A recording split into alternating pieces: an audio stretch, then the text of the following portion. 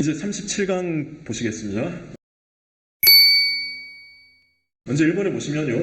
이게 원래 법원은 원고가 주장한 거, 피고가 주장한 거에 대해서 법원이 조사를 합니다. 그러니까 원고 피고가 주장도 하지 않았는데 법원이 알아서 조사하는 거는 없습니다. 이게 변론주의거든요.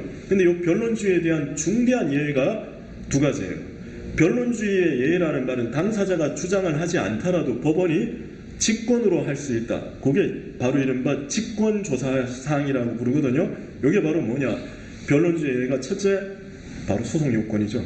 소송요건은 당사자가 주장하든 안 하든 법원이 알아서 조사합니다. 원고 적격이 있는지, 피고 적격이 있는지, 그 다음에는 대상 적격이 있는지는 법원이 알아서 조사합니다. 그러나 처분이 위법인지 아닌지는 이거는 본안의 문제거든요.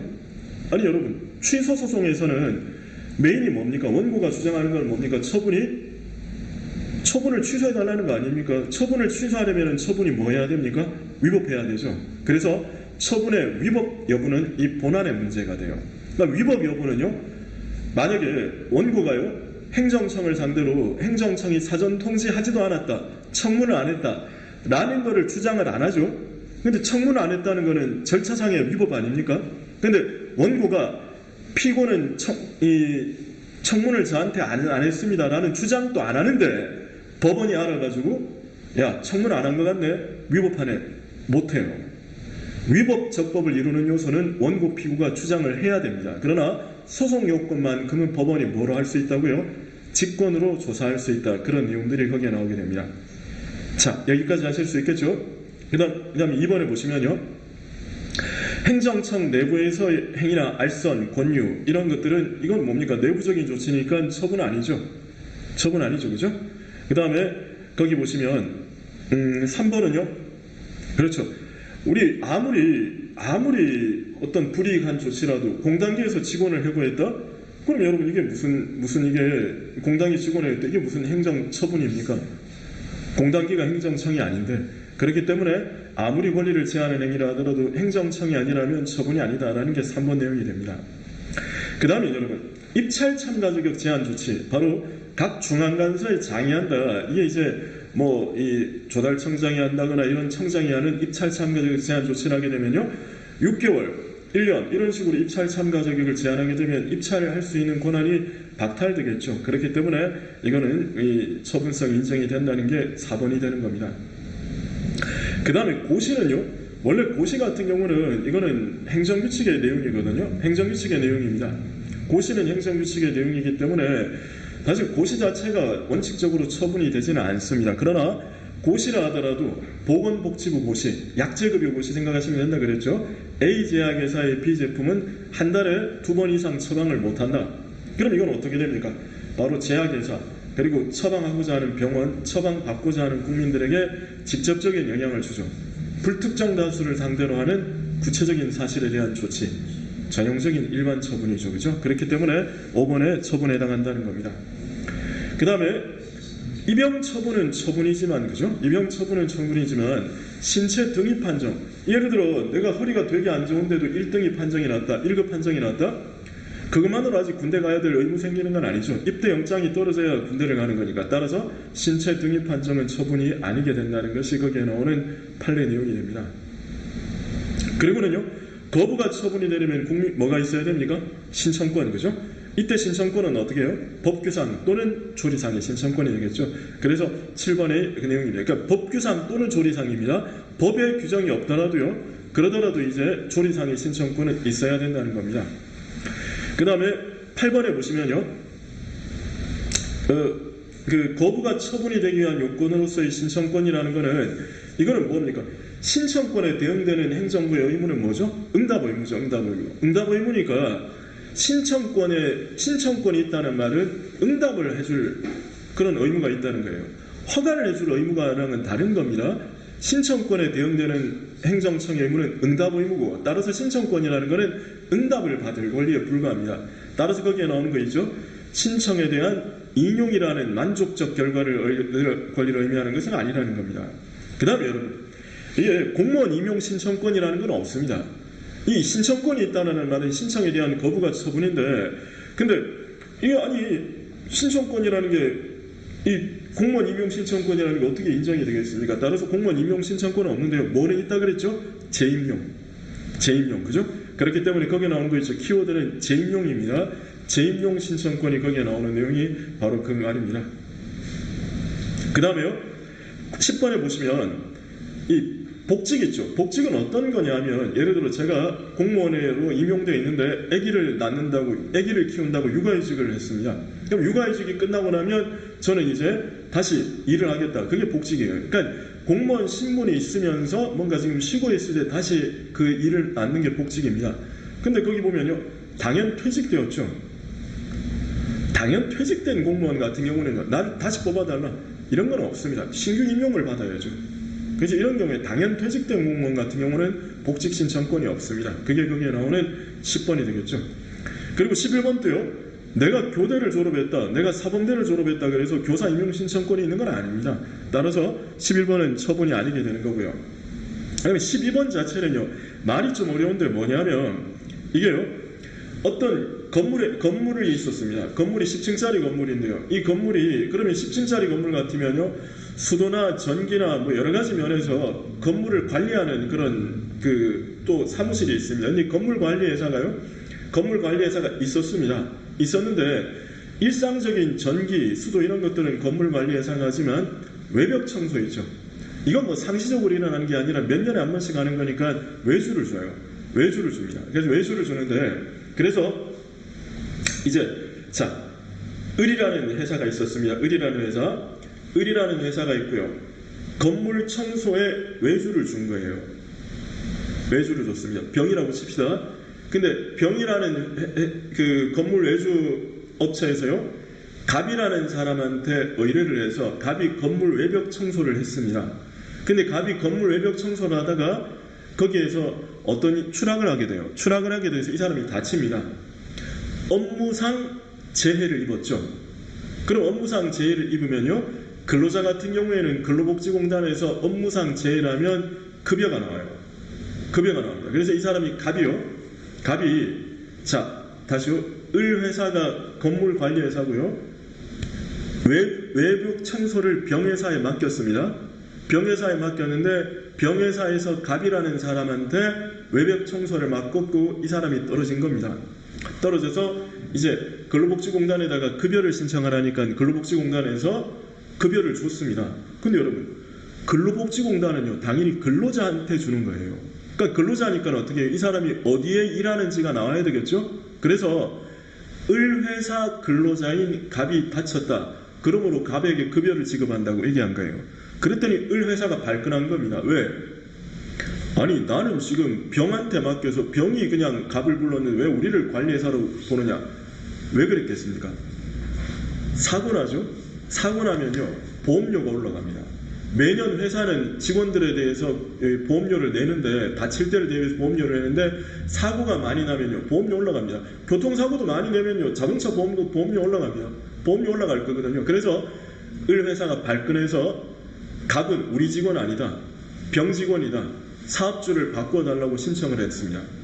거부했어요. 소송 들어가는 겁니다. 근데 여러분 을회사 입장이 이해는 되긴 되시죠. 그죠?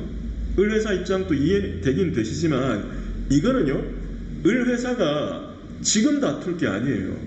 을회사가 지금 다툴 게 아니라 지금은요 갑에게 재해 위로금을 주기 위해서 갑이 근로자이어야 되는데 갑에게 돈을 주기 위해서 갑이 근로자다라고 하려면 어디 소속 근로자다라고 판정이 되어야 근로자라는 게 판정이 되어야 나갈 거 아닙니까? 그래서 갑에게 돈 주기 위해서 판정한 거예요. 을회사는 물론 억울할 수는 있겠지만 그거는 을회사한테요 나중에 보험료가 부과되면 그때 다투면 되는 거예요. 지금 이거는 갑을 근로자로 인정을 해서 갑에게 돈을 주기 위한 거지 을한테 불이익을 주는 조치는 전혀 아니라는 겁니다. 그래서 다툴 필요가 없다. 처분이 아니다. 그게 12번이 됩니다. 한번 보십시오. 한번 보십시오. 자, 여기까지 하실 수 있겠습니까? 12번 내용들. 자, 보시겠죠? 네, 맞습니다. 하청업체 근로자 그런 식으로. 근데 여기서는 근로자한테 급여를 주기 위해서 나온 겁니다. 급여를 주기 위해서. 자, 이제 되셨고요. 13번에 보시면요. 반복된 개고는 처분이 아닙니다만 반복된 거부는 처분입니다. 그렇죠. 사업주 변경 신청으로 보셔도 되겠네요. 네. 자, 그 다음에 14번입니다. 감액 경정이 있죠. 증액 경정. 굉장히 자주 나오는 부분이죠. 그죠?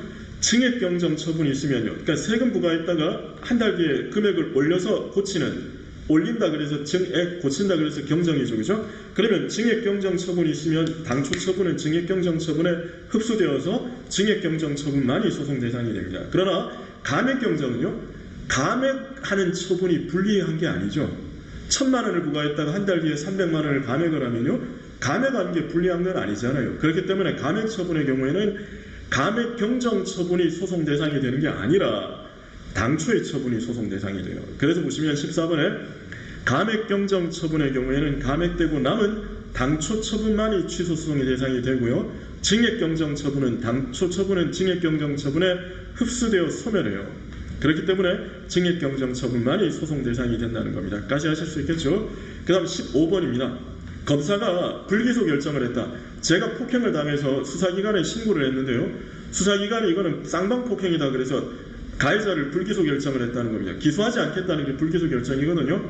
근데 이 불기소 결정 자체도 분명히 처분이기는 한데 처분 개념에는 포섭이 될 수 있는데요. 그러나 검사의 불기소 결정에 대해서는요, 검찰청법에 따르면 불기소 결정에 대해서는 고등검찰청의 항고, 대검찰청의 재항고 이렇게 하도록 검찰청법에 규정이 있습니다. 그러니까 불기소 결정에 대해서는요, 별도의 불복 절차, 별도의 무죄 절차를 규정하고 있다는 거예요. 별도 절차가 있으면 항고성의 대상이 아니죠. 그래서 15번은 제기할 수 없다가 돼야 됩니다.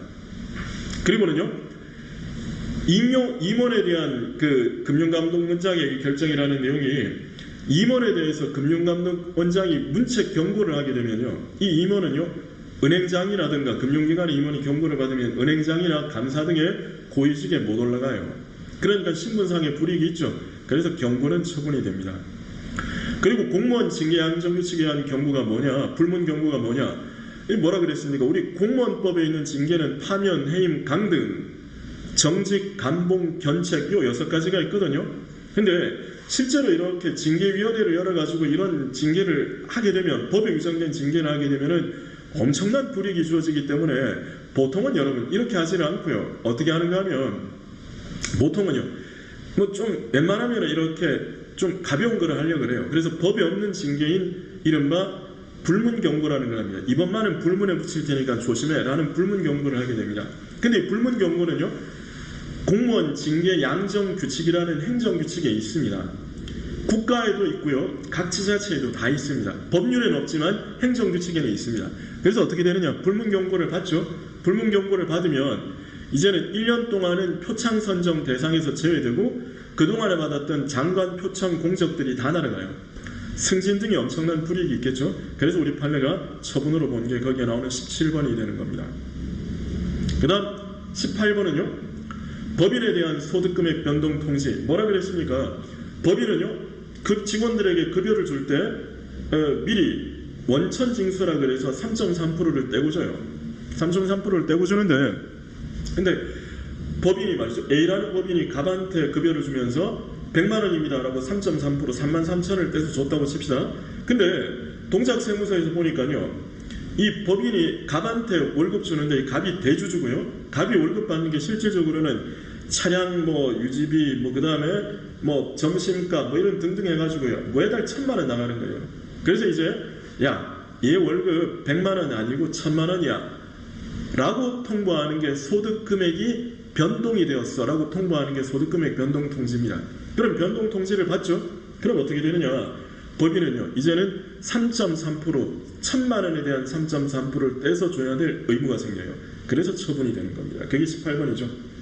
그리고 그 다음에 보시면 19번은요, 표준약관 사용 권장행위인데요. 여러분 거기 보면 권장이라는 거 있죠. 권장이라는 거는 권유 권고니까 원래 행정지도입니다. 행정지도인데 공정거래위원회가요, 이게 헬스클럽마다 환불 약관이 다 달라요. 1년씩 끊었다가 뭐 한 달 뒤에 환불한다 그러면, 한 달 뒤에 그만둔다 그러면 환불해줘야 되겠죠. 근데 그 환불을 해주는 그 기간하고 환불 금액이 다 다릅니다. 그럼 이제 공정거래위원회가 개입을 해가지고요, 야, 그냥 소비자들 헷갈리니까 환불은 이런 식으로 해주는 게 어떻겠냐 라고 미리 계약 내용을 만들어서 써보라고 권유를 해요. 그게 표준약관 권장이거든요. 그러면 여러분 그걸 써야 되느냐? 안 써도 돼요. 안 써도 됩니다. 다만 공정거래위원회가 제시한 약관과 다르게 자기들이 약관을 가지고 있으면요, 색깔이나 글꼴을 다르게 해야 돼요. 안 하면 처벌됩니다. 그러면 어떻게? 표준약관 사용 권장행위는 안 써도 되지만 적어도 표시는 해야 될 의무를 주죠. 그래서 우리 판례가 권장이지만 처분으로 본 겁니다. 20번은요. 지적공부 소관청이 토지대장을 직권으로 말소했다. 이게 예를 들어 제가 땅을 새롭게 매립을 하게 되면요. 매립을 하게 되면 그 땅에 대한 새로운 어떤 번지도 나와야 되겠죠. 그래서 거기에는 뭐를 하느냐. 토지대장을 먼저 신청을 합니다. 그리고 땅이 있으면요. 그 땅을 자기 거로 만들어야 되면 뭐를 해야 된다 그랬습니까? 등기를 해야 되죠. 근데 이 등기를 하려면 법원에 가서 등기를 해야 되는데 등기를 하려면 관련 서류를 들고 가야 돼요. 그러니까 만약에 제가 새로 땅을 만들었으면요. 토지대장을 가지고 가야 비로소 등기소에서도 등기를 해줍니다. 아니 그냥 등기하러 왔습니다. 내 도장 찍어주는 사람이 어디 있습니까? 그래서 토지대장이 있어야 등기가 가능해지거든요. 그런데 이 대장을 말소를 해버렸습니다. 등기를 못하죠. 그래서 이거는 처분에 해당한다는 게 20번이 되는 겁니다. 그리고는요. 공정거래위원회의 경고 의견은 뭐냐면 공정거래위원회에서 만약에 광고를 허위로 한다, 표시를 허위로 한다. 예를 들면 뭐 과대 광고하는 경우 되게 많죠, 여러분. 뭐 이거 마시면 뭐 마시기만 해도 음료를 마시기만 해도 뭐 하루에 섭취해야 될 영양소는 다 섭취하는 거다. 뭐 살이 쭉쭉 빠진다. 뭐 이런 등등의 광고를 하게 되면요, 공정거래위원회가 경고를 하거든요. 근데 경고를 하게 되면 어떻게 되느냐? 경고 횟수에 따라 과징금 액수가 정해집니다. 그렇기 때문에 거기 나오는 거 있죠. 경고 의견은 처분에 해당한다는 겁니다. 그리고는요, 22번은 뭐냐면 사회기반 시설에 대한 민간투자법. 그러니까 도로 만들고 이런 거예요. 도로 만드는데 도로를 민간이 투자해서 민간이 만드는 도로가 거기에 나오는 민간투자 사업입니다. 그러면요, 서울 춘천 간에 고속도로를 새로 만든다. 그러면 거기에서 민간이 도로 만들어주는 거예요. 민간이 도로 만들면요, 그럼 민간이 만들고는 그 도로를 국가에 기부합니다. 그럼 이 민간은 자선사업가냐? 아니죠. 고속도로 통행료 징수권을 30년, 40년 이런 식으로 이렇게 받아냅니다. 그래서 이제 그걸로 다 기금을 충당을 하는 거죠. 그런데 만약에 서울 춘천 간에 고속도로를 만든다 그러면 여러 업체들이 덤벼들겠죠. 덤벼들면 그 중에 한 업체를 지정을 합니다.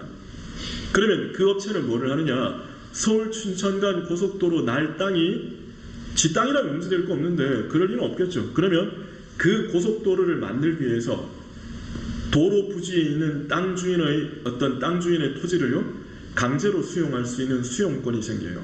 사업자로 지정이 되면. 사업자로 지정이 되면 수용할 수 있는 권한이 생깁니다. 그래서 우리 판례가 처분이 되는 겁니다. 처분으로 본 겁니다. 그 다음 23번은요. 이게 그 사건이었었죠, 여러분.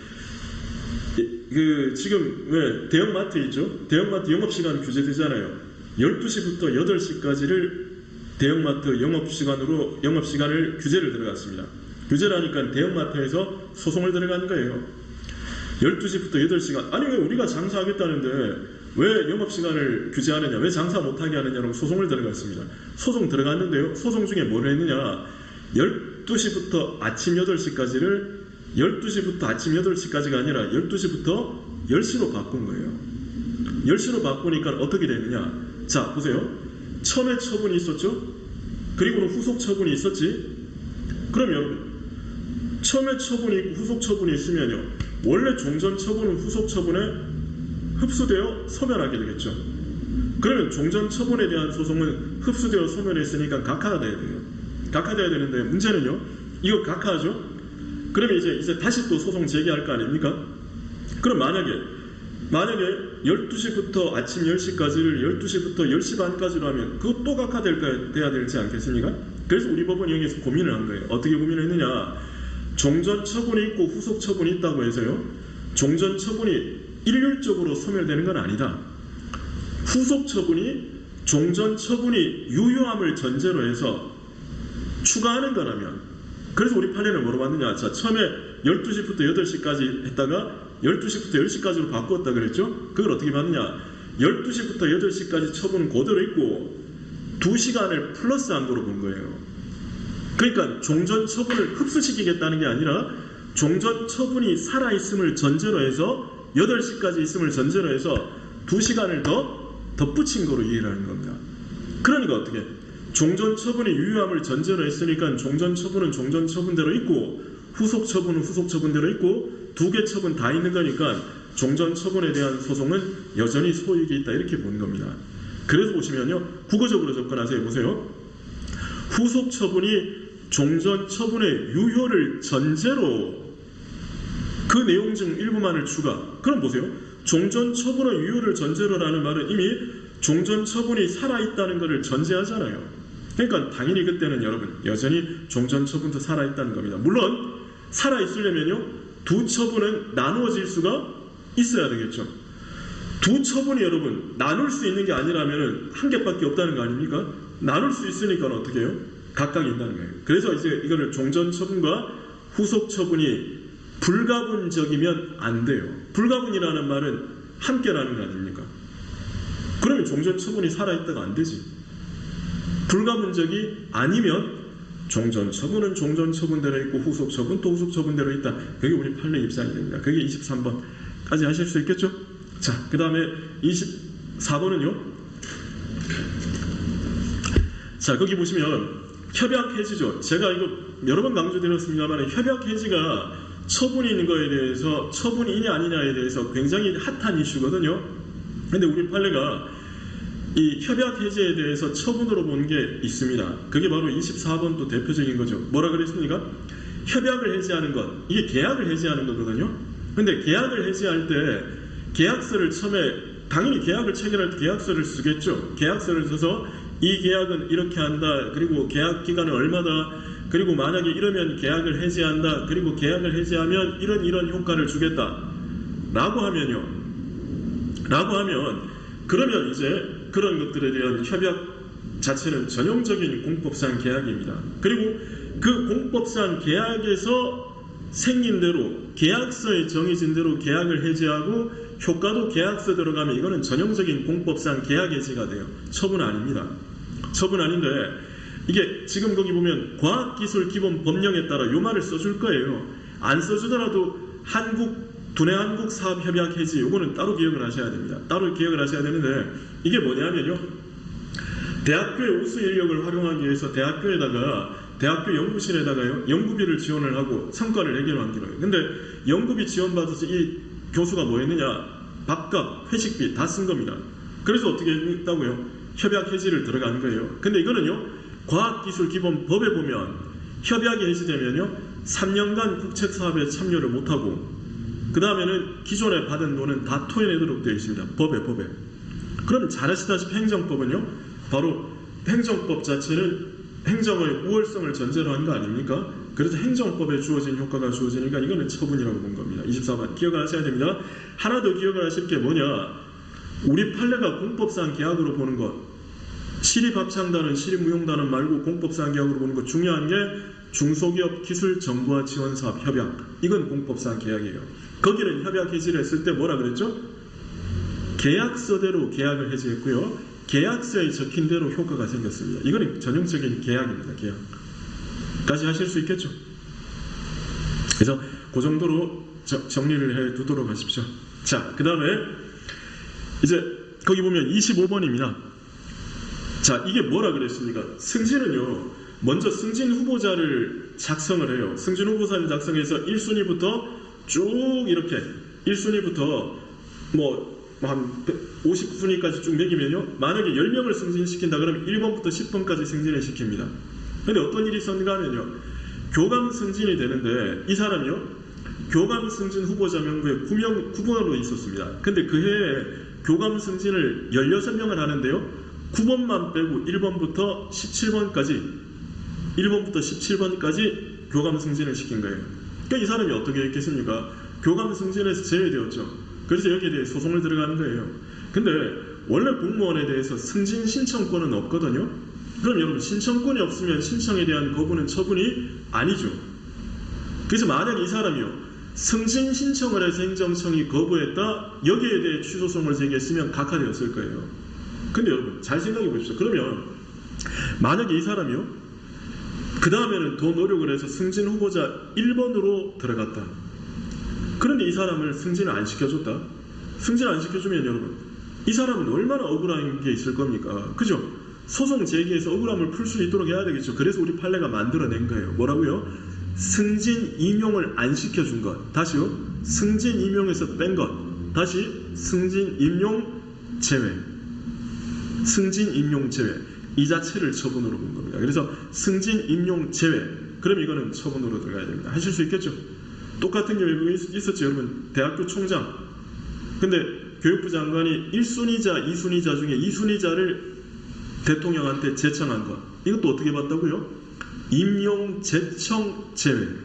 하실 수 있겠죠? 임용 제청 제외. 그것도 처분이라는 것. 그것도 이제 기억을 해 두십시오. 자, 그 다음에요. 26번에 보시면 아까 왜 입찰 참가 자격 제한 조치는 처분이라 그러지 않았습니까? 근데 요즘 여러분들도 쇼핑을 할 때 오프라인도 하지만 온라인도 많이 하잖아요. 그래서 온라인 입찰이 나라장터 종합쇼핑몰입니다. 말 그대로 나라의 장터입니다.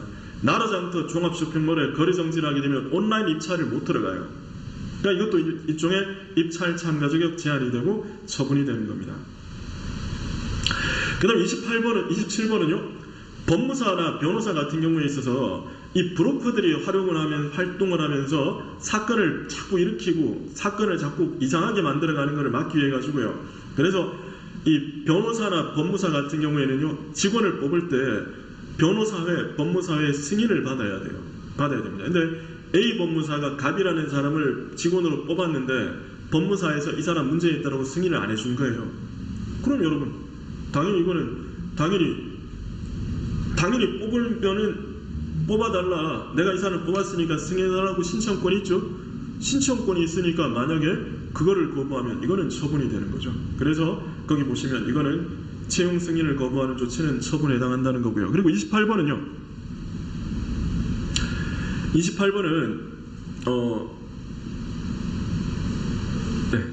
28번 같은 경우는 공공기관이 이전할 혁신도시, 이게 원주시가 공공기관이 이전할 혁신도시로 선정이 됩니다. 그랬더니 강원도의 다른 시가 왜 원주시를 혁신도시로 선정하느냐라고 혁신도시 선정에 대해서 취소소송을 제기한 거예요.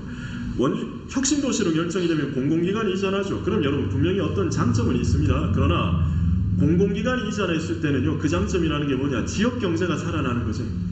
지역경제가 살아나는 거지 주민 개개인의 권리와 관계에 직접 영향을 미치는 건 아니라는 거예요. 그 처분이 아닙니다. 맞습니다. 법무사회가 업무를 위탁받은 공법인 행정주체가 되는 건 맞습니다. 행정주체 되는 거 맞고요. 사무원 또 신청권이 있죠. 그죠? 사무원 또 다툴 수 있죠. 그리고 맞습니다. 정성적 평가라는 거는 나중에 이유제시 때 한번 다룰 겁니다. 맞습니다. 이유제시 안 해도 되는 거 맞습니다.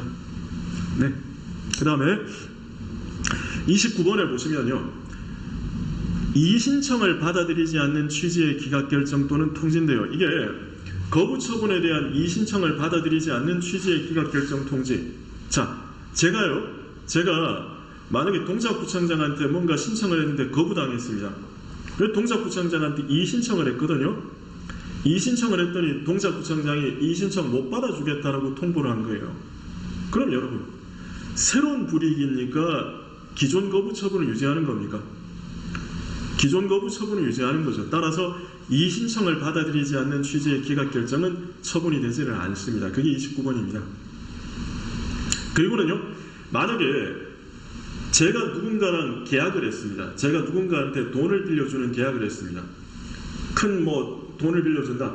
몇 천만 원을 빌려주는 계약을 했습니다. 계약을 했는데 이 계약을 하고 나서요, 나중에 상대방이요, 계약서 위조된 거다 이렇게 나오면은 골치 아파지지 않습니까? 그래서 그때 뭐를 하느냐, 이걸 아예 공적으로 증명을 미리 받아두는 거예요. 그게 여러분, 그게 공증입니다. 공정증서 작성이 이게 공증입니다. 이게 공증이거든요.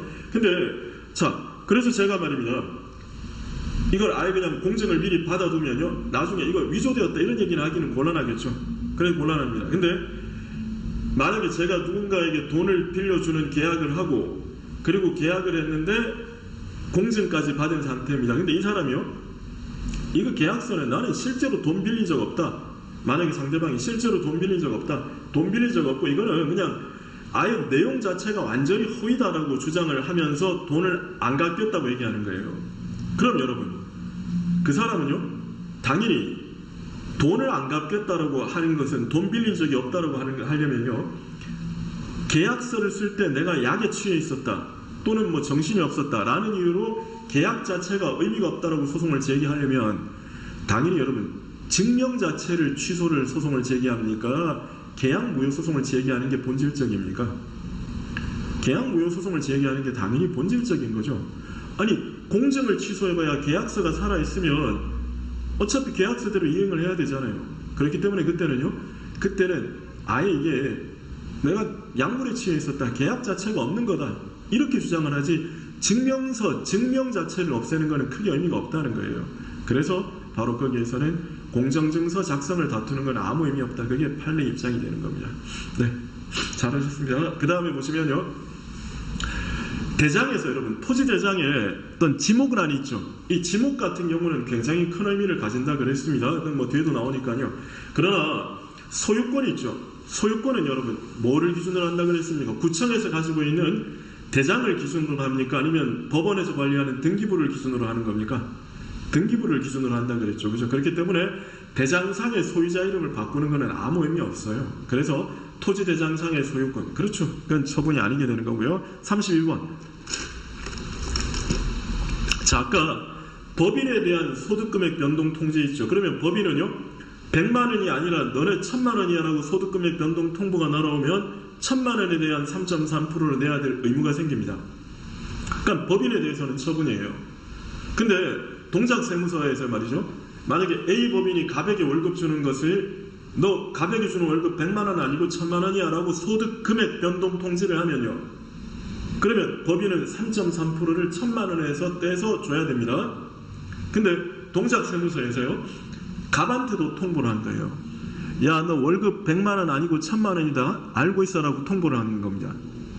여러분, 이것도요, 분명히 갑에게 불리할 것 같지만 이거는 처분 아닙니다. 갑한테 불리할 수 있겠죠. 갑은요, 왜? 월급을 100만 원이라고 책정을 한 게 아니라, 그럼 연봉이 1200만 원밖에 안 되는데 월급을 1000만 원이다라고 하는 순간 연봉이 1억 2천이 되죠. 그럼 이제 세금이 엄청나게 나올 거 아닙니까? 그렇기 때문에 갑한테도 뭔가 불리할 것 같지만, 그러나 뭡니까?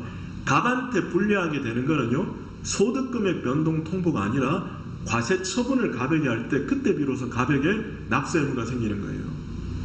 그러니까 보십시오. 뭐냐? 갑, 이 사람이 월급 받는 사람이거든요. 그래서 소득이 속하는 자, 그래서 소득의 귀속자라는 표현을 씁니다. 그래서 소득의 귀속자에 대한 소득금액 변동 통지는요, 귀속자한테 직접적인 불이익을 주는 게 아니라는 거예요. 그래서 항고소송의 대상이 되는 처분이라고 볼 수 없다는 게 우리 판례 입장이 되는 겁니다. 33번은요, 가산금 있죠. 가산금 여러분 어떨 때 붙습니까? 나쁘게 안 지나면 붙죠. 나쁘게 안 지나면 당연히 붙죠. 행정청이 통보해야 붙습니까? 아니잖아요. 그래서 가산금의 고지는 처분이 되지를 않습니다. 34번은요, 고충심사 결정이라는 게 뭐냐면, 이게 뭔가 자기가 뭔가 억울하면은요, 다 얘기하는 게 고충, 그리고 말 그대로 고충이에요. 고충입니다. 고충에 대해서. 그러니까 뭐냐? 저는 왕따를 당하고 있는 것 같습니다. 사람들이 저한테만 뭐 따로 연락을 안 합니다. 뭐 이런 등등이 전부 다 고충 대상이거든요. 그럼 왕따를 당하고 있다. 그래, 이건 여기에는 합리적인 조치를 취하도록 하겠다. 사이좋게 잘 지내라. 이게 뭔 처분입니까? 그래서 고충심사 결정은 처분이 되지를 않습니다. 그리고는요, 제가 만약에 세금을 많이 냈으면요, 제가 소득세를 납부를 하는데 소득을 잘못 계산해서 많이 냈으면요, 저는 돈을 돌려받겠죠. 그게 국세환급입니다. 국세환급인데, 근데 그게 이런 경우도 있을 수 있겠죠. 제가 세금을 많이 내서 1000만 원 받을 게 생겼습니다. 근데 그게 아니라 그런 상태에서 말이죠, 제가 또 상속도 받은 거예요. 1000만 원을 낼 게 생겼습니다. 그럼 어떻게 됩니까? 주고 받고 다시 그렇게 할 필요 없죠. 1000만 원 받을 게 있고, 자, 제가 국가한테 1000만 원 받을 게 있고, 국가한테 1000만 원 줄 게 있으면요, 받을 거를 줄 거로 메꾸면 되죠. 그게 환급금의 충당입니다. 메운다 그래서 충당입니다. 메운다 그래서 충당인데, 요게 뭐냐? 요거는 뭐냐 하면요, 우리 민법에 보면 이런 게 있습니다. 권리가 소멸되는 게 있습니다. 예를 들면 제가 누군가한테 돈 1,000만 원 받을 게 있는데 제가 운전하다가 그 사람 차를 들이받아가지고 차 수리비 1,000만 원을 줘야 돼요. 그럼 어떻게 하느냐? 1,000만 원 받고 1,000만 원 다시 돌려주고 그럴 필요 없죠. 받을 권리를 그 사람이 또 받을 권리, 상대방이 받을 권리 있죠. 제가 받을 권리, 상대방이 받을 권리를 서로 같이 계산해 버리는 거예요. 그게 민법에서 상계라 그럽니다. 그러면 다 권리가 다 없어져 버립니다. 야, 나도 안 줄 테니까 너도 받지 마라, 퉁치자. 이게 상계입니다. 민법에 있는 권리 소멸 사유입니다. 국세환급금의 충당도 결국에 같지 않습니까? 내가 받을 권리 있고 너도 받을 권리 있는데 서로 퉁치자. 이게 상계예요. 그러니까 국세환급금의 충당은 민법이니까 사법상 상계지 행정처분 아니다. 그게 거기에 나오는 바로 35번이 되는 겁니다. 그 다음에 우리나라의 소송법은 원처분주의를 취하고 있잖아요. 원처분주의는 뭡니까? 원칙적으로 원처분도 소송 대상이 죄송합니다. 원처분주의는 원처분도 소송 대상이 되고 재결도 소송 대상이 되지만 원칙적으로는 원처분을 소송 대상으로 해야 된다는 게 이른바 원처분주의죠. 그럼 원처분주의에 따르면 재결은 어떨 때 소송 대상이 됩니까? 재결에 고유한 위법이 있을 때. 그게 여기 나오는 36번이고요. 그러면 재결 취소 소송의 대상이 되는 재결의 고유한 위법에는 어떤 게 있느냐? 똑같아요. 재결에 주체상의 위법이 있거나 절차상의 위법이 있거나 형식상의 위법이 있거나 내용상의 위법이 있거나 그게 37번이죠. 그 다음에 여러분 38번은 뭐냐 하면 징계 혐의자에 대한 감봉 1월의 징계 처분을 견책으로 변경했다. 당연히 여러분 행정심판에서는 원처분보다 더 불리하게 할 수 없습니다. 이른바 불이익 변경금지 원칙 때문에 불리하게 할 수 없으니까 소청에서 바뀌었다는 것은 더 가볍게 바뀐 거예요. 그럼 여러분 이거 이렇게 이해하시라고 그랬죠. 원래 감액경정은요, 처분청이 지가 처분하고 지가 바꾸는 게 감액경정인데 행정심판에서 바뀌는 것도 어차피 행정심판도 행정청이니까 역시 감액경정처럼 생각을 하셔야 됩니다. 그래서 징계 혐의자에 대한 감봉 1월의 징계 처분을 견책으로 변경을 하게 되면요, 감액경정이 돼요. 감액경정이 되면 소송의 대상은 뭐라 그랬습니까? 감액되고 나면 당초 처분이죠. 그래서 이것도요, 원처분을 상대로 소송을 제기해야 돼요. 따라서 소청 결정 자체에 고유한 위법을 주장한다는 말은 소청을 다툰다는 거 아닙니까? 아니에요. 원처분을 다퉈야 됩니다. 그게 38번입니다. 그러면 원처분주의에 따를 때 재결에 고유한 위법이 있는 게 어떤 경우냐? 대표적인 게 이거죠. 90일 안에 멀쩡하게 심판 청구했는데 90일 지났다고 각하해버리는 거예요. 그럼 여러분 이거는 원처분의 문제가 아니라 재결을 한 사람이 문제죠. 이게 바로 대표적인 재결에 고유한 하자가 있는 게 되는 겁니다. 네, 유리하게 바뀌면 다 감액경정처럼 생각하면 돼요. 그리고 행정심판은요, 유리하게 바뀔 수밖에 없습니다. 불이익 변경 금지 때문에. 자, 그 다음에 40번입니다. 요게 여러분, 요게 바로 대표적인 재결에 고유한 하자가 있는, 특히 내용상의 하자가 있는 거예요. 무슨 말이냐면요, 동작구청장이 A한테 버스 사업 면허를 해줬습니다. 근데 갑이 기존의 업자예요. 기존의 업자입니다. 기존의 업자가 경업자인데 특허업자라면 원고 적격이 있잖아요. 그래서 갑이 동작구청장을 상대로 해서 A에 대한 면허를 취소해달라고 취소 심판을 청구한 겁니다. 취소 심판을 청구했는데 여기에서 갑이 이겨요. 인용 재결이 떨어집니다. 여러분 누가 열받습니까? 이제 A가 열받죠. A가 열받을 때는요, A는 당연히 최초의 처분인 자신에 대한 면허를 취소해달라고 그러겠습니까? 아니죠. 자신에 대한 면허는 옳은데 왜 이거를 없애느냐라고 재결에 문제가 있다고 다툴 거 아닙니까? 그게 바로 대표적인 재결의 고유한 하자를 주장하는 거예요. 그때 쓰는 표현이 뭐냐면요, 재결로 피로서 권리이익을 침해받았죠. A는 원처분으로서는 이득이 있었고요, 취소 재결로 A의 권익이 박탈되었죠. 그래서 쓰는 표현이 재결로 피로서 권익을 침해받게 되는 제3자, 이런 표현을 씁니다. 그래서 보면 그런 표현이 나오죠. 인용 재결로 권익을 침해받은 제3자. 인용 재결로 하시겠죠? 그래서 거기에 나오는 것이 40번이 그 뜻이 됩니다. 그 다음에 감액경정이면 변경된 내용에 당초 처분이 된다는 거 특별한 거 없고요. 42번은요, 원처분주의에 따르면 재결에는 재결에 고유한 하자가 있을 때만 재결이 소송 대상이 되거든요. 그런데 재결 취소 소송을 제기했는데 법원이 보니까 재결에 고유한 하자가 없어요. 고유한 위법이 없습니다. 그럼 법원은 어떻게 해야 될까? 일단 여러분, 고유한 위법이 없다는 말은 이미 위법 적법 심리를 들어갔죠. 그럼 위법 적법 심리를 들어가고 나서 각하하는 건 아깝지. 그래서 그때는 기각을 해야 됩니다. 그게 42번. 그리고는요, 재결주의를 취하고 있는 세 가지 좀 기억을 하셔야 되죠. 재결주의를 취하고 있는 세 가지 어떤 경우입니까? 노동위원회, 그리고는 특허 감사원, 그죠? 그 세 가지는 기억을 하셔야 됩니다. 재결주의를 취하고 있는. 그래서 43번 감사원에 대해서는 원처분에 대해서 소송을 제기할 수 없고, 그렇죠, 이 재결에 해당하는 것만 소송을 제기할 수 있다는 겁니다. 국공립교원의 경우도 여러분 당연히 그때도 원처분주의에 따라 당연히 원처분을 소송을 제기해야 된다는 게 44번이 됩니다. 자, 그 다음에 이제 38강으로 들어가겠습니다. 1번 취소소송은 처분 등이 있으면 안 날 90일인데 이거 틀리면 안 됩니다. 그리고 2번은요, 처분이 있으면 안 날이라는 거는 유효한 처분이 있으면 안 날이에요. 그래서 이게 뭐냐면요, 이게 어떤 일이 있었는가 하면요, 상대방이 있는 처분이라면 당연히 상대방한테 통지가 돼야 될 거 아니에요. 상대방에게 통지가 돼야 될 거 아닙니까? 도달돼야 되겠죠. 불특정 다수를 상대로 처분할 때는 고시공고하지만 상대방이 있는 처분 같은 경우는 상대방한테 통지를 해야 됩니다. 상대방한테 통지를 해야 되는데, 근데 이런 일이 있었습니다. 갑이라는 사람이요, 군대에서 다쳐서 후유증이 생겨서 어떤 또 이 장애 등급이 있었습니다. 등급이 있었는데 이 사람이요, 계속되는 어떤 다른 질병이 생겨서 보니까 그것도 결국에는 그 후유증이라는 거예요. 그래서 이 사람이 보훈처에 다시 심사를 요청했습니다. 그래서 보훈처에 자기 등급을 다시 결정해달라고 신청을 해서 보훈처에서 결정을 했습니다. 이 사람을 몇 급이다라고 결정을 했는데 원등급을 그대로 다시 또 원등급대로 결정을 한 거예요. 7급 이렇게 결정을 했습니다. 결정을 해놓고는요, 이 사람한테 안 알린 거예요. 안 알려주고 나서 홈페이지에다가 5월 1일에 게시를 했습니다.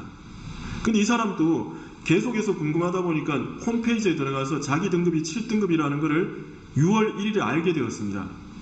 6월 1일에 알게 되었어요. 그리고 나서 이 사람이 11월 1일에 취소소송을 제기한 거예요. 그랬더니 피고 측은 뭐라 그랬느냐? 아니 90일 지나지 않았느냐? 법원 보고 각하해달라 그런 거예요. 근데 법원이 여기에서 뭐라 그랬느냐? 여러분, 상대방이 있는 처분이면요, 도달을 해야 되잖아요. 그죠? 도달해야 될 거 아닙니까? 그런데 통지가 되지 않았으니까 아직까지 처분의 효력이 안 생긴 거예요. 그 처분 효력이 안 생겼으니까 어떻게 되느냐? 처분 효력이 안 생겼기 때문에 제소기간을 놓치고 자시고 할 것도 없다. 제소기간은 출발하지도 않았다.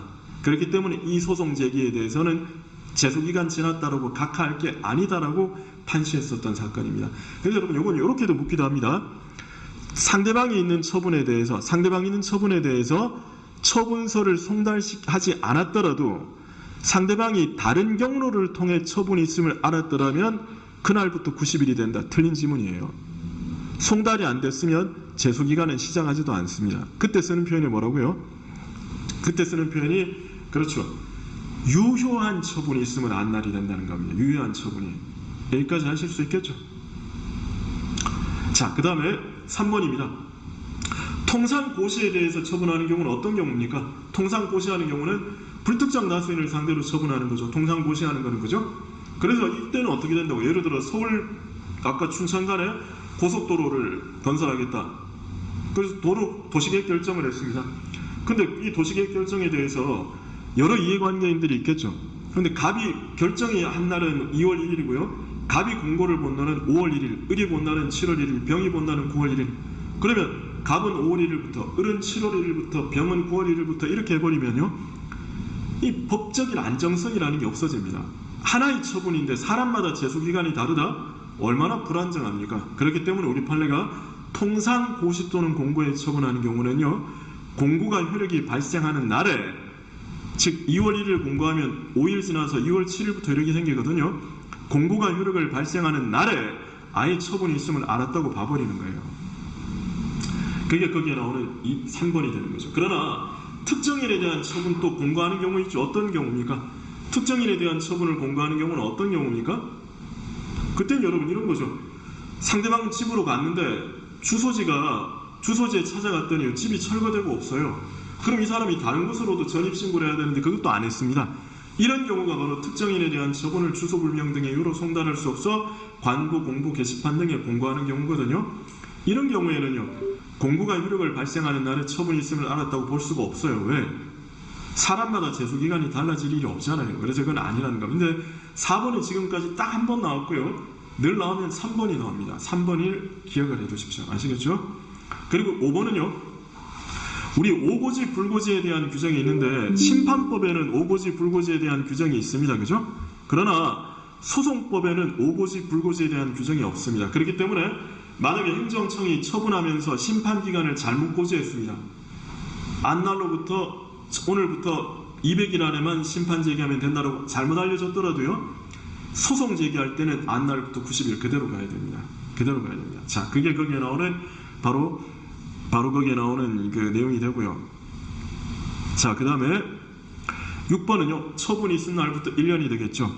그리고 7번은 이제 지우십시오. 7번은 지우십시오. 7번은요. 이 7번은 3월 24일부터 행정기본법이 시행되거든요. 그러면 7번은 존재할 수가 없습니다. 7번은 지우십시오. 소방직이든 지우시고요. 일반 공무원도 지우십시오. 다 지우십시오. 이제부터는 3월 24일부터는 신경을 완전히 바뀐 법대로 나올 거니까 지우십시오. 자, 그 다음에 행정심판을 거쳐 소송을 제기하는 경우는 어떻게 됩니까?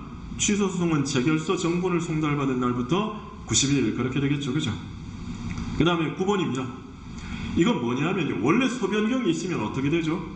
소변경이 있으면 소변경도요. 이것도 피고 경정에 대한 규정을 준용하거든요. 그래서 소변경이 있으면요. 변경된 소는 처음에 소를 제기한 때 제기된 거로 봅니다. 왜냐하면 행정소송법은 제소기간을 짧게 규정해뒀기 때문에 변경치에 제기된 거로 보면요. 90일 지나버리는 경우들이 많아요. 그래서 처음에 소를 제기한 때로 제기된 것으로 보게 됩니다. 그리고 여러분 소변경은 신청이 있어야 됩니까? 직권으로 됩니까? 소변경은 어떻게 됩니까? 부소에 대한 취하와 신소가 제기되는 거거든요. 그렇기 때문에 반드시 신청이 있어야 됩니다. 소변경도요. 아까 신청 직권 이렇게 좀 정리를 해두시고요. 근데 원래 소변경은요. 생각해보시면 부소를 취하고 신소를 제기하는 거 아닙니까? 언제? 변경시에 바꾼 거 아니에요. 그러면 새로운 소는 변경시에 제기된 거로 보는 게 맞거든요. 그러나 행정소송법상 소변경은요. 행정소송법의 제소기간이 지나치게 짧다는 점 때문에 소변경이 있으면 변경된 소는 처음에 소를 제기할 때 제기된 거로 보는 거예요. 근데 자세하게 설명을 안 드리겠습니다만 우리 행정소송법상 소변경 말고요. 행정소송법에는 민사소송법을 준용을 하니까 민사소송법상 소변경도 되거든요. 민사소송법상 소변경이 되는데 그게 청구취지 변경이에요. 그러니까 청구취지 변경 이렇게 나오면 민사소송법상 소변경이라고 이해하십시오.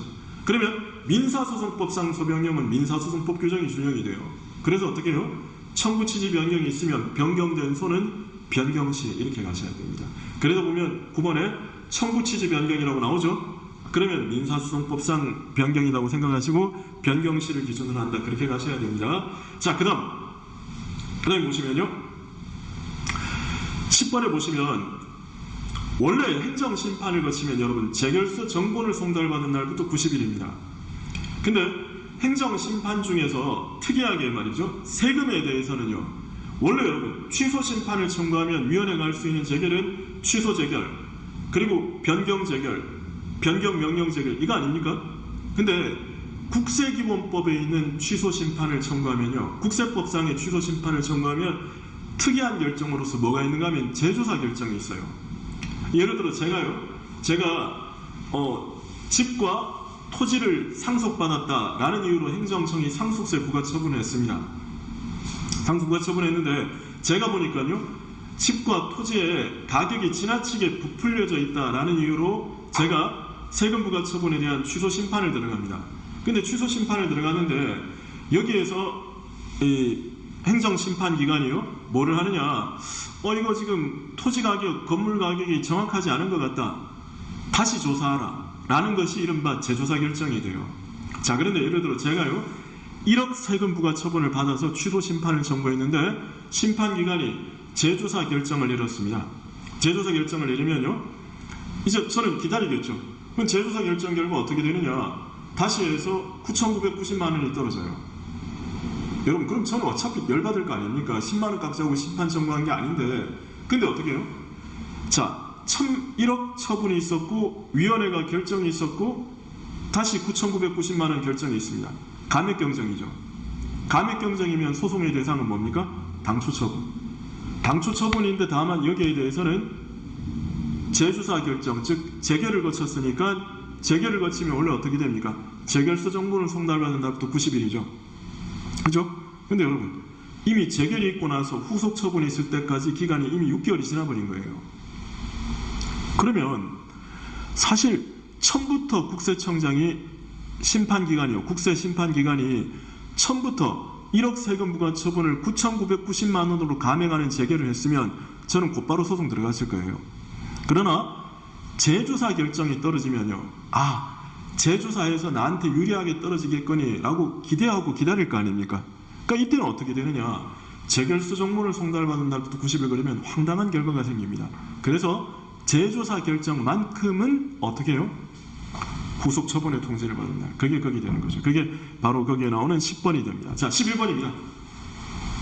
무효사유에 대해서도 취소소송 제기 가능하다 그랬죠. 그럼 여러분, 소장에 취소소송이라고 되어 있으면 법원은 당연히 취소소송이라고 소송 요건을 심사할 거예요. 그래서 어떻게 해요? 취소소송이라고 적혀 있는데 뭐 100일 지나서 소송 들어왔다. 당연히 각하하겠죠. 그래서 쓰는 표현이 뭐라고요? 무효를 구하는 의미에서의 취소소송을 제기할 때도 취소소송으로서의 소송 요건을 갖추고 있어야 된다. 그게 거기에 나오는 11번이 됩니다. 그리고요, 행정심판 전체에서 말하는 심판은 뭐라 그랬습니까? 행정심판 전체에서 말하는 심판은 꼭 기억하시라 그랬죠. 앞에 집어넣으라 그랬습니다. 적법한, 이 말이 들어가야 돼요. 그래서 거기 보면 부적법한, 지금 제기기간을 두고 한 행정심판, 부적법한 심판이죠. 이건 심판 것인가 아닙니다. 행정청이 재결을 했든 말았든 이 실질적 재결을 했다는 말은 제기기간을 두고 했는데도 각하 안 하고 기각을 했다는 거예요. 각하 안 하고 기각을 했든 말았든 심판기간을 지났으면 부적법한 심판 청구입니다. 그럼 그때는 어떻게 해요? 심판 정치 요건은 충족된 것으로 볼 수 없다고 가셔야 됩니다. 그게 12번. 그리고 13번은요. 아까 질문에서 그런 말씀을 드렸는데 행정심판 전치가 적용되는 경우에, 즉 예를 들어 공무원이요. 징계 처분에 대해 곧바로 소송을 들어갔습니다. 곧바로 소송을 들어갔으면 얘는 이제 심판 안 거쳤기 때문에 잘못된 거 아닙니까? 근데 아차 싶어가지고 부랴부랴 심판을 거쳐서 어쨌든 법원이 아직 재판 중에 심판을 거쳐버린 거예요. 그러면 여러분, 그러면 법원도 각하를 안 하고 계속 심리를 하고 있었던 거죠. 원래는 공무원이 심판 안 거치고 소송 들어가면 바로 각하해야 되는데 법원도 각하 안 하고 계속 심리를 하고 있었습니다. 그럼 어떻게 해요? 법원도 각하 안 하고 심리를 하고 있었으면 어차피 소송 중에 심판 거쳤으면 이제 와서 각하하는 거 아깝잖아요. 소송해온 게 있는데. 이게 소송 경제거든요. 그래서 사실심 변론 종결 시까지만 심판을 거치면 하자는 치유가 된다는 것이 우리 판례 입장이죠. 그 다음에 14번은요. 취소소송의 경우에는 역시 심판 전취지든 뭐든 소송 요건 다 거쳐야 됩니다. 그 다음 15번.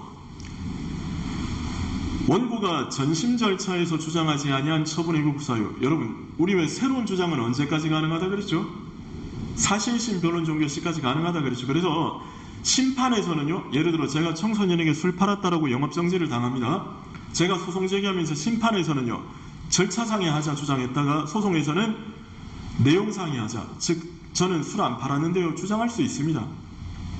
그런데 여러분, 주장을 할 수 있는 건데 주장을 얼마든지 할 수 있습니다. 그러면 만약에요, 공무원 같은 경우 뇌물을 받았다. 근데 제가 뇌물 받았다고 징계 처분을 당했습니다. 제가 심판을 거쳐서 소송 들어갑니다. 심판에서는 뭐를 하느냐? 사전 통지 없었다. 소송 들어가서는요, 뇌물 안 받았다. 다 가능해요. 가능합니다. 그러면 새로운 사유 주장하려면 또 심판 거쳐야 됩니까? 아니죠. 사유마다 거치는 게 아니라 처분에 대해서만 거치면 돼요. 그래서 보시면 15번, 원고가 전심 절차에서 주장하지 않은 처분의 위법 사유를 소송 절차에서 새롭게 주장하는 경우 다시 심판을 거쳐야 되는 것은 아니다는 것이 15번 내용이 됩니다. 자, 그 다음에 16번입니다. 소변경이죠. 소변경은 여러분 당연히 말씀드렸지만 구소의 치와 신소가 제기되는 거니까 원고는 신청을 해야 됩니다. 그리고는요, 사실심 변론 종결 시까지. 왜?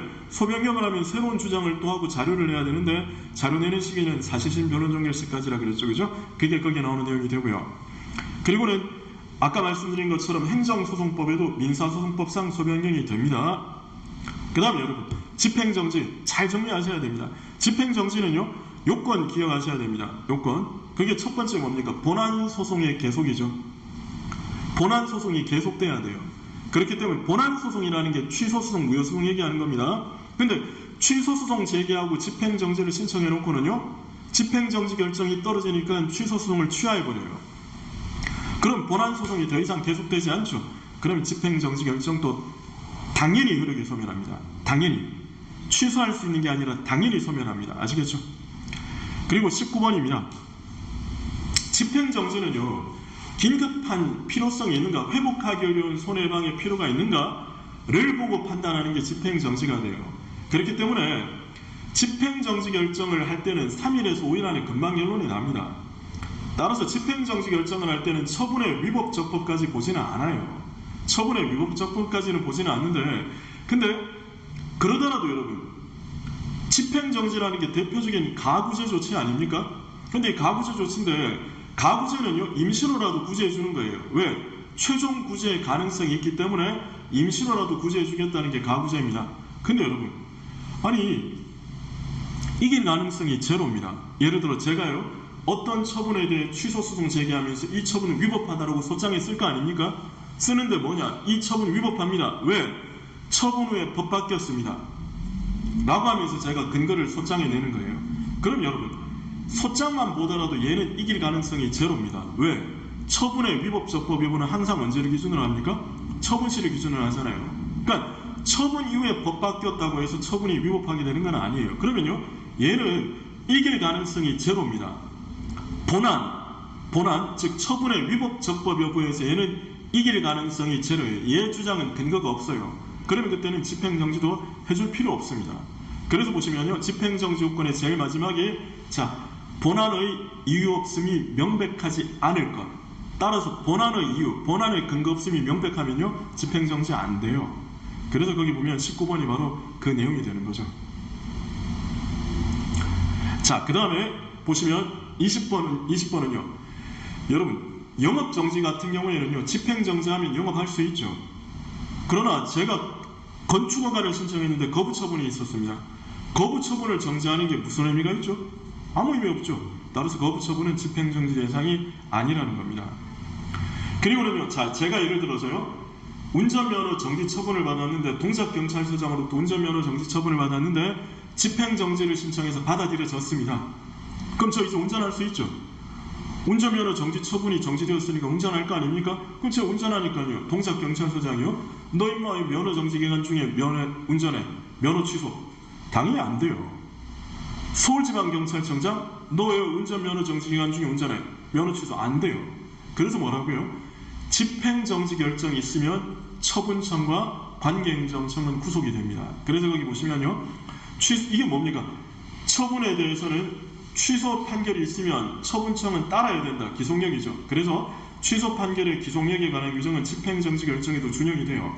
따라서 집행정지 결정 효력은 신청인과 관계행정청에게도 효력이 생깁니다. 그리고는요, 우리 법원은 지 말 안 들으면 이거는 중대명백한 하자가 있는 걸로 봅니다. 그래서 거기 보시면 집행정지 결정을 위반해서 면허정지 처분이 집행정지되었는데 면허 취소하면요, 무효가 돼요. 그 다음 22번은요, 집행정지 결정의 효력만큼, 예를 들어서 6개월간 영업정지를 당했는데 제가 한 달째 집행정지 결정을 받아냈습니다. 그러면 저는요, 만약에 소송에서 이기면 좋지만 소송에서 지면 영업정지를 또 당해야 돼요. 얼마간? 남은 5개월간. 한 달은 이미 지났으니까. 그래서 집행정지 결정은 소급하지는 않습니다. 그래서 장래효가 생기는, 이미 집행된 부분에는 영향이 없어요. 그리고 23번은요, 집행정지 결정에 대한 즉시 항고. 여러분, 집행정지 결정에 대해서 항고는 누가 합니까? 아니, 제가 집행정지를 신청해서 제가 집행정지를 받아냈습니다. 그게 집행정지 결정 아닙니까? 제가 불복하겠습니까? 아니죠. 집행정지 결정에 대해 불복을 하는 건 행정청이에요. 행정청이 불복을 합니다. 그러니까 예를 들어서요, 건물 철거 명령을 동작구청장이 내리는데 제가 집행정지를 신청을 해서 집행정지 결정 받아냈습니다. 그럼 동작구청장이 불복을 해요. 고등법원에 불복합니다. 그럼 집행정지 결정 없어집니까? 집행정지 결정이 없어진다는 말은 동작구청장은 불복하면 집행정지 결정이 없어지니까 건물 철거 들어옵니까? 아니죠. 불복을 했으면 고등법원의 판단을 또 기다리는 거지 불복만으로 집행할 수 있는 건 아니죠. 그러면 황당하잖아요. 집행정지 결정 받아내도 행정청이 불복을 하면 곧바로 집행을 할 수 있게 된다? 이상하죠. 그렇기 때문에 집행정지 결정에 대한 불복, 항고는요 결정을 정지하는 효력이 없어요. 여기 표현 자체가 좀 이상한데, 그래도 여러분 이게 지금 개정법에 따르면 이렇게 되어 있습니다.